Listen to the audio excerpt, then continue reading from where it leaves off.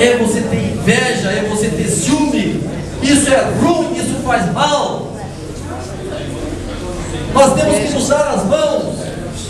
Eu e o Calil, se chegamos até aqui, é porque muita gente nos ajudou. Porque sozinhos somos pequenos, sozinhos não somos nada.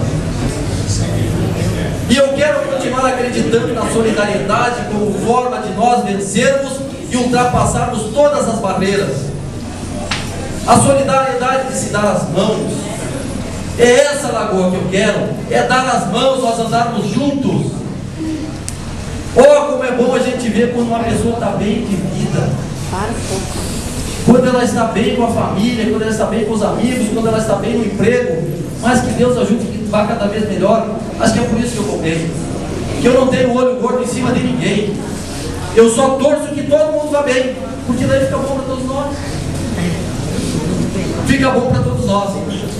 Então, meus amigos, dentro dessa solidariedade, dentro dessa preocupação, diante desses anseios que temos todos nós, de ver o PDT recordar e trazer aqui para nós, Renato Paese, o nosso grande Nadir Rossetti. O nosso grande Nadir Rossetti, que está aqui com a luzinha dele alumiando a todos nós, né? Porque foi o último deputado federal que nós tivemos, Calil. E agora nós temos essa chance de revivermos os momentos de Nadir Rossetti, de termos um deputado federal e termos um deputado estadual em Caxias do Sul. Vocês já pensaram nisso?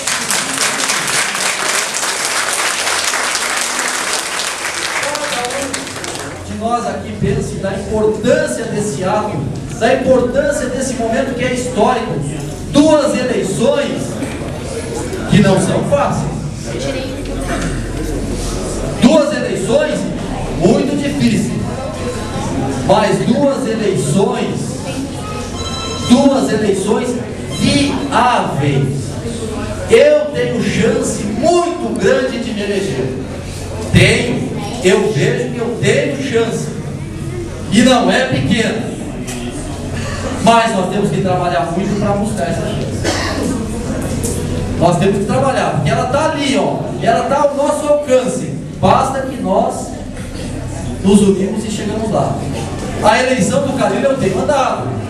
Eu tenho andado pelo Rio Grande, eu tenho andado pela região, e tua eleição é boa. A tua eleição também está ali, ao teu alcance.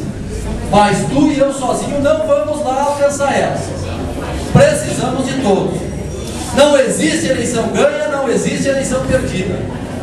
O Rigoto ganhou a eleição mais perdida e perdeu a eleição mais grande. Vejam como é. Então, se a coisa está andando bem para o caminho, está andando bem para mim, é porque nós estamos no caminho certo. Mas nós temos que manter esse caminho.